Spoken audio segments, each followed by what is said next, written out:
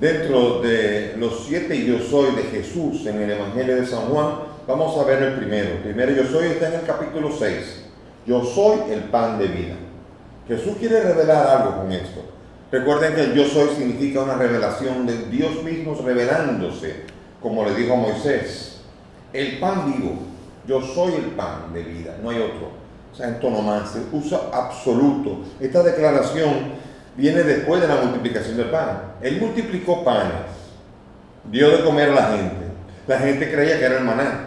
Y él comenzó a explicar ya como es pan del cielo, pero no es el mismo pan del cielo. Él normalmente utiliza los discursos en función de algo que ha ocurrido. Por ejemplo, cuando él dice yo soy la luz, lo va a decir en función de los tabernáculos, con muchas luces, una fiesta llena de luces. La puerta, cuando está hablando de los fariseos que no dejan pasar en el reino de los cielos. Así también ahora, yo soy el pan de vida. El Padre dio el maná al pueblo. Y ahora nosotros creemos que Jesús es el que da el pan. No, Jesús es el pan. El que da el pan es el Padre que da a Jesús, que es el nuevo maná. Es el pan que hay que comer para darse al pueblo. El maná es figura de lo que tendría que venir. Ese maná es, vuelvo y digo otra vez, Jesús. Comienza con una imagen simbólica. Pan, él no es harina, Jesús no está hecho de harina, por lo tanto, él no es ese pan. Pero el pan se va a convertir en carne. No busquen solo ese pan el que llena el estómago, el que está hecho de harina. Busquen ese pan que permanece. Juan 6:27. No fue Moisés, sino el Padre. No fue Moisés el que les dio el pan. Esa figura es de uno que viene. Cuando él dice eso, la gente dice, danos de ese pan, porque ese pan saciará de una manera permanente. Danos de ese pan. Ahí me recuerda a mí la samaritana cuando le dice a Jesús en el capítulo 4, versículo 14, que está hablando del agua, dame de esa agua para que no vuelva a tener sed. Porque comienza trayendo, diciendo un pan que quita la sed, que quita el hambre para siempre, como una sed que quita la sed para siempre. Dame de ese pan, dame de ese pan. Hay un midrash del Coelet, del Eclesiastés, del rabino Bereika, que dice así, dice, el primer redentor hizo descender el maná, así también el último hará descender el maná. Fíjense, un comentario judío acerca del Eclesiastés, hablando de que el último redentor, y nosotros sabemos y hablamos de Cristo, también haría bajar el pan del cielo. Pero ahora viene de una manera muy distinta. No es solo hacer bajar el pan del cielo, sino que Él es el pan. El maná, en el tiempo de Moisés, el principal milagro, el milagro más grande que se consideraba entre lo que había hecho Moisés, era el maná. El maná era como el milagro de oro, como decir el capo laboro de los milagros de Moisés. Por lo tanto, discutir del maná era un poco fuerte ante el nuevo pan que se avecina. Jesús es el pan que bajó del cielo. Bajó del cielo. Él lo va a decir en ese capítulo muchas veces, como lo decimos en el credo, que por nosotros y por nuestra salvación bajó del cielo. Y en ese capítulo, ¿saben cuántas veces aparece bajó? El pan que bajó del cielo, 7 veces. Versículos 33, 38, 41, 42, 50, 51 y 58. 7 veces dice, el pan vivo bajado del cielo. Ese soy yo, Dios mismo bajando. Aquí me recuerda Isaías 63, 19, cuando dice, ojalá se rasgasen los cielos y bajases tú, dice el profeta Isaías. Y aquí ha ocurrido exactamente esto. No bajó pan, bajó Él hecho pan. Y ese es el maravilloso milagro que está anunciando el Señor. El pan tiene nombre ahora. Ese pan es yo soy. Ese pan es Jesús, Él que dice yo soy. Y quien coma este pan tiene vida eterna. Miren, hasta aquí nadie había hablado de eternidad. Por eso llama la atención. Un alimento que da eternidad. No se conocía, solamente se conocía en la historia de la tradición, el árbol de la vida, cuyo fruto daba un alimento que daba eternidad. Pero desde entonces, desde el pecado original, nunca nadie había hablado de que había un alimento que daba vida eterna. Nunca se había hablado así. Por eso comienza ya a escandalizar. Aquí Jesús, en este yo soy, el pan de vida, de la vida, Él está comenzando a revelar. Y lo primero es un pan de eternidad. Quien come este pan es diferente al otro del maná. Los del maná comieron maná y murieron, pero este que come este pan, este no morirá nunca. Comienzan ya, ¿pero qué es esto? ¿De qué estamos hablando? Y ahora va a pasar de la simbólica a un misterio real, la declaración. En el versículo más adelante va a decir: el pan que yo les daré, oigan esto, es mi propia carne. Y ahí comienzan a asustarse. Esta revelación es intensa. Da un paso más en la revelación. Aquí el yo soy no se queda yo soy el pan, imagínense, lo seguimos para adelante. No, aquí ese pan ahora es mi carne. Y mi carne, ahora, ¿de qué está hablando? Y está hablando de carne como sarx. Como sarx, que significa, no está hablando de un cadáver, está hablando de la carne, de carne viva. ¿Cómo puede darnos a comer? Carne. Y Juan mismo se ha ocupado de decir que ese es Jesús. El verbo se hizo carne, Juan 1:14. El verbo se hace carne y ahora dice: el pan que yo les daré mi carne. ¿Cómo la carne? Comer la carne. Está bien que sea una simbólica, pero ahora comienza a hablar de que es necesario comer esa carne. Y aquí entra una especie como de absurdo humano. Humanamente hablando es un absurdo. Y por eso dicen: ¿cómo puede darnos a comer de su carne? Como el absurdo absoluto de Nicodemo cuando dice: ¿cómo puede un hombre siendo viejo entrar en el vientre de la madre y volver a nacer? En Juan 3:4. ¿Cómo puede Son absurdos absolutos. Son realidades que nos están hablando de un misterio que tiene que ocurrir, que todavía en la mente humana no puede entenderse, como no se ha entendido todavía el bautismo, y todavía no puede entenderse este misterio que está siendo revelado con este gran yo soy. Cristo es Dios, y ahora el pan es Cristo. Fíjense, entonces, el pan es Cristo, que es Dios. Entonces el que dio el pan es el Padre, y el pan dado es Cristo, y el que lo come tiene vida eterna. Todavía está con mucha dificultad, mucha objeción. ¿Por qué? Porque en hebreo, para la palabra sarx aparece guf. La palabra guf es un muerto, como una carne de pollo que uno compra en el supermercado, un cadáver, guf. Y otra cosa es basar, que es la carne viva, la carne humana limitada. Entonces aquí dice: pero ¿cómo Jesús, te ha pasado? ¿Cómo vas a revelarnos? Y se armó una discusión acalorada. No puede ser, comenzaron a discutir y algunos se comenzaron a echar para atrás. Pero mientras se echa para atrás, aquí lo impresionante es que Jesús sigue adelante todavía. Él no da un paso atrás.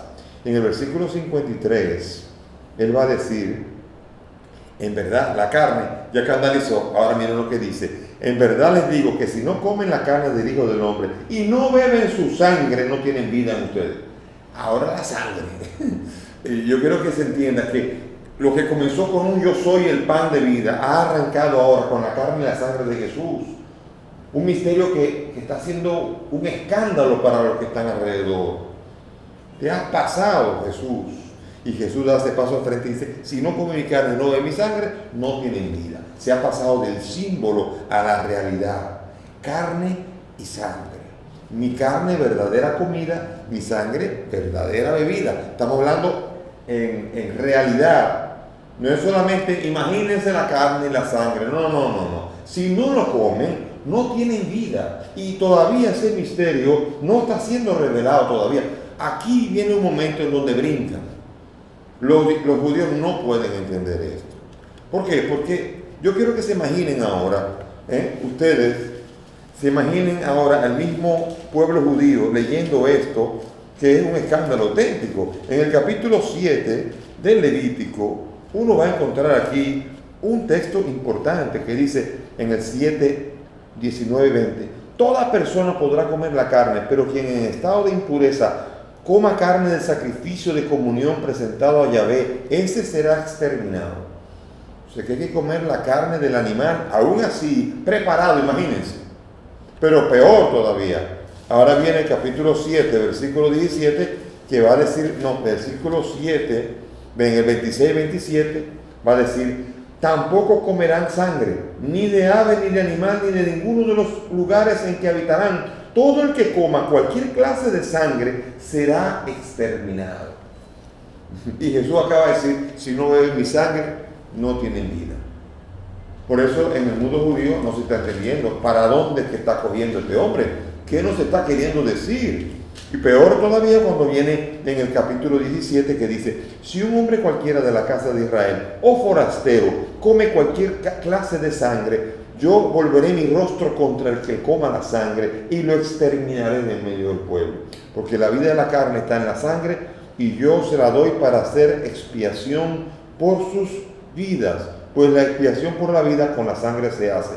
Ninguno de ustedes comerá sangre, ni tampoco coma sangre el forastero que reside en medio de ustedes. Porque cualquiera, o sea, el que coma sangre morirá, y ahora Jesús dice que el que coma su sangre vivirá. ¿Ven qué contradicción? Por eso para ellos es como una especie de camino inverso. La revelación le está rompiendo los esquemas a los judíos que no están entendiendo cómo es posible que se pueda comer la sangre cuando la sangre es exactamente lo que Moisés prohibió. Moisés prohibió la sangre. Y aquí no estamos hablando de simbólica ya. Aquí hay una discusión seria, porque lo que se está discutiendo es real. Aquí lo que se está discutiendo es, hay un misterio que está a punto de revelarse. Todo comenzó con la discusión de yo soy el pan de vida por la multiplicación de los panes. Pero aquí Jesús ha llevado adelante la nota y la ha apretado más todavía. Y nos está hablando a nosotros de la necesidad de que sin eso no vamos a tener vida. Eso es una gran fuerza y sobre todo un salto de la simbólica a la realidad. Los demás yo soy, sí van a ser y van a estar cargados de simbólica, pero en esta discusión la simbólica se fue concretizando para hablar de un hecho real que va a tener necesariamente que ocurrir en el cristiano, y es comer la carne del Hijo del Hombre y beber su sangre. Por lo tanto es fuerte, pena de muerte para el que coma sangre. Y ahora la revelación ha llegado muy lejos. Comenzamos con el maná, seguimos con el pan multiplicado, después viene el pan multiplicado al pan de vida, y ahora viene mi carne y ahora viene mi sangre. No, o sea, es un misterio que cuesta mucho trabajo. Por eso los judíos se echan para atrás mucho. Porque aquí el yo soy comenzó con un yo soy pan de vida, sí, acaso tú eres más que no sé qué. Pero ahora viene, Jesús pone en cara a los judíos la necesidad de que no sea solamente una especie como de reproducción del maná del desierto, sino que ahora es ciertamente el pan que dio, aquello de tal manera amó Dios al mundo que dio a su Hijo. Ese es el pan, Jesucristo mismo. Y el que lo recibe, el que lo come, ese tendrá vida eterna. Aquí no hay ningún tipo de sentido ya simbólico. Aquí estamos hablando de la verdadera comida y verdadera bebida, una realidad. Y se fueron muchos, dice el versículo 60. Muchos discípulos se fueron. Entonces Jesús arrecia el discurso. Dice en el versículo 60 que muchos se fueron. Muchos de los discípulos se fueron en el versículo 60. Y en el versículo 62 dice entonces Jesús, y esto les escandaliza. Y cuando vean al Hijo del Hombre subir a donde estaba antes. O sea, si esto es escándalo, ustedes no han entendido lo que es la muerte del Hijo del Hombre y lo que va a dar de vida. No han entendido nada. Y después entonces lo dejaron ya completamente y se queda con los 12. Y a los 12 tampoco le dora la píldora. Le dice, ¿y ustedes también se quieren ir? O sea, miren, si él hubiera estado hablando solamente en lenguaje simbólico, habría pasado esto. Los discípulos se escandalizan, se quieren ir, y él habría dicho, señores, no se vayan. No lo cojan así, no es literal, es simbólico. ¿Cómo es posible que se quieran ir cuando estoy hablando en lenguaje simbólico? Él no está hablando en lenguaje simbólico, si no, no se habrían ido. En un lenguaje simbólico nadie se escandaliza. Pero aquí lo que se está hablando es que Jesús está hablando de un lenguaje real y por eso se quieren ir. Y Jesús no quiere salir del lenguaje real porque es real lo que está ofreciendo. Él está ofreciendo la realidad de su carne y su sangre. Si hubiera sido una realidad simbólica, solamente les habría hecho volver para atrás. No se habrían ido, no se habrían escandalizado. Pero el escándalo está en lo que Él ha venido ahora a ofrecer. Y lo dejaron, pero ellos no dijeron, tú tienes palabras de vida. Aquí, mis hermanos, hay un yo soy que es profundamente revelativo. Y en esta revelación, aquí se está presentando la Eucaristía. Ese gran misterio que después, en la última cena, ofreció y que después celebró San Pablo, según cuenta en 1 Corintios 11, y así continuaron celebrando todos los cristianos, la fracción del pan. Los apóstoles se reunían para la fracción del pan. Los discípulos de Maús se reunieron y cuando Jesús partió el pan, lo reconocieron, porque este es el misterio revelado. Solo simbólico, no es así. Yo recuerdo una discusión que tuve con un pastor de San Antonio, Texas.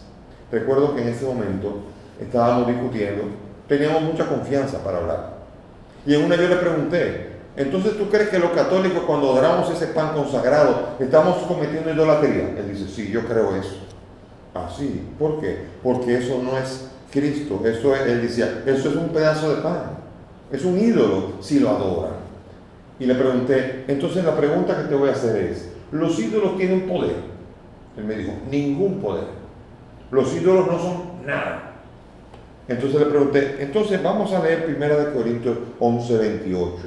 Y vamos a leer esto que dice, cada cual examínese, y quien come y bebe sin discernir, come y bebe su propio castigo. Quien come y bebe del cuerpo y la sangre del Señor, sin discernir el cuerpo y la sangre, está comiendo su propio castigo. Examínese antes de comer el cuerpo y la sangre. Porque el que come indignamente el cuerpo y la sangre del Señor está comiendo su propia condenación. Le pregunté, ¿cómo puede un ídolo que no tiene poder condenarme si lo como indignamente? Si yo lo como indignamente, soy indigno, pero no tiene poder para condenarme. ¿Por qué un ídolo que no tiene ningún tipo de poder puede hacer que yo recibiéndolo me condene? Él se quedó diciendo, nunca había pensado en eso. Eso hay que tomarlo en consideración. Y le dije, no, eso es esencial. Es esencial. Porque tú hablaste de un símbolo, pero aquí no está insinuando un símbolo, porque si es un símbolo no puede condenar, o también la condenación que habla aquí también es un símbolo. Y me dijo, no, eso no. Entonces vamos a examinar. Conclusión, cuento largo, corto. Este hombre ahora es un católico que está comulgando allá en su país, que está comulgando tranquilamente, porque a partir de entonces creyó, comenzó a reflexionar y se le reveló el misterio a él. Jesús le dijo también a su corazón, yo soy el pan de vida, quien no come mi carne, no bebe mi sangre, no tiene vida. Y ahora comulga de una manera fija y regular. Cuando Jesús lo entrega, no entrega solamente un símbolo, entrega una realidad, la fracción del pan. La fracción del pan era esencial para el cristiano. De hecho, las primeras reuniones del primer día de la semana, dice, se reunían para la fracción del pan. Quiere decir que el pan partido era esencial para ellos. También, como dije yo en 1 Corintios 11, San Pablo dice que eso que recibió, eso le transmite. Se fue transmitiendo hasta que llegaron en Bitinia, cuando detuvieron a 49 cristianos. El edicto del emperador había dicho que no se podía celebrar la misa, la Eucaristía, y ellos estaban celebrando y los metieron presos. Y cuando el procónsul estaba diciendo, pero ustedes han caído ahora en condena de muerte, ¿por qué, si sabían que celebrar la Eucaristía llevaba la condena de muerte, por qué estaban haciendo la Eucaristía? Y dijeron todos juntos, porque sin la Eucaristía el domingo no podemos vivir. Y murieron todos, los 49 mártires. ¿Por qué? Porque amaban a Cristo y creyeron realmente que ahí estaba realmente Cristo y que sin ese no hay vida, porque Él dijo, si no comen mi carne, no beben mi sangre, no tienen vida en ustedes. ¿Cuántos mártires en los primeros siglos, fruto de creer en ese misterio, celebrarlo, y precisamente por celebrarlo fueron asesinados por amor a Cristo? El primero inició con un símbolo y finalmente nos deja el gran misterio. Yo soy el pan de vida. Sí, habla simbólicamente porque no es harina.